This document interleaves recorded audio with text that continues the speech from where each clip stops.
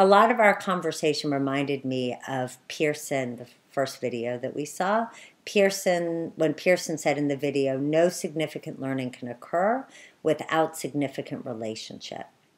And that, I think, connects to one of the salient points in this week's unit, which is that, and last week's as well, which is that families choose to participate in educational Jewish activities and organizations, increasingly on the basis of relationships, not simply activities. And so we're going to be talking a lot about the importance of building meaningful relationships with families and with community. One of the goals, I think, of this course is to move beyond the idea of welcoming families into our classroom to that of creating meaningful partnerships. Now, we're going to continue to explore the difference between welcoming families and creating a partnership as our course continues, but I just want to highlight one difference for this week. Welcoming means greeting someone in a pleasant manner. It doesn't require a shift of power. Inherent in this idea of creating partnerships rather than just welcoming is that partnerships require a sense of shared obligation, responsibility, and creation and co-creation.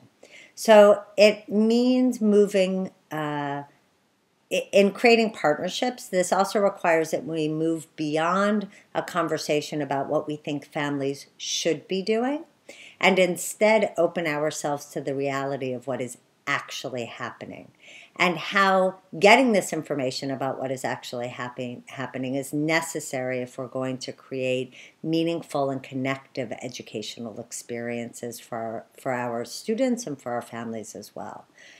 Now, doing so, I think, requires a certain decentering of our egos as educators. It reminds me of a great talk I once heard from a middle school educator who was recounting the changing role of educators in American society. She shared that when her grandfather was a child, he went to a one-room schoolhouse, and there he received the information necessary to become an educated person from his teacher. And that this information that his teacher provided wasn't available anywhere else. It was even before the Encyclopedia Britannica came out, where you could look up information. In order for him to know not just math and learning how to read, but the responsibilities of the presidency, or when the date of the American Revolution was and why it occurred, all those things came directly from the teacher to him. And she talked about this shift from that model to a model now in which she is not there to fill up her students with information because it's all out there. They can Google all of those facts and figures. So instead, her job is to help her students synthesize all the information that is out there. And her job is also to help her students create meaning from this information. So because of the technological revolution that we're living through, this idea of educators being experts, like what her grandfather experienced, is waning. Instead, we are finding ourselves providing differentiated learning opportunities, facilitating rather than leading conversations, and asking many, many more questions than answering them. In some ways, this feels very Talmudic to me, actually.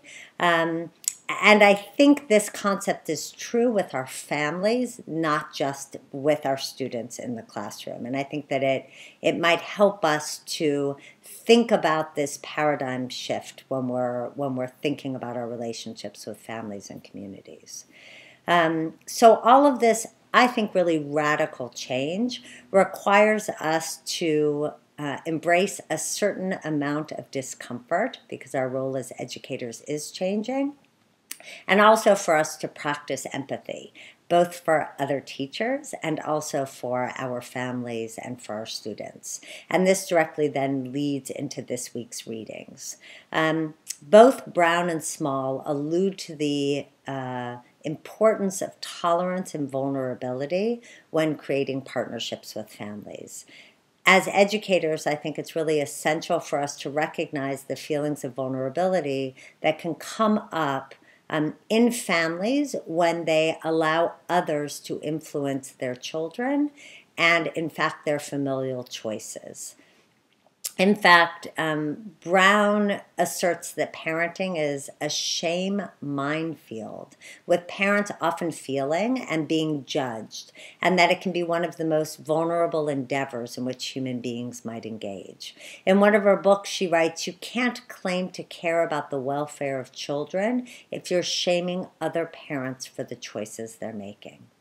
Now, in her book, Small describes the ways in which biology and culture shape our expectations of our children and our parenting styles and choices, often in ways that aren't immediately apparent to us.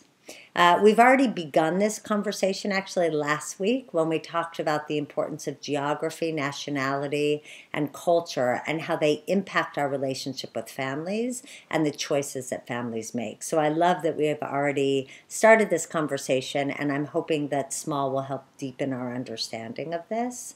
I think Small provides a really unique perspective to the study of childhood and of parenting by considering both cultural and biological aspects of raising children. I think she's a really unique voice in this conversation.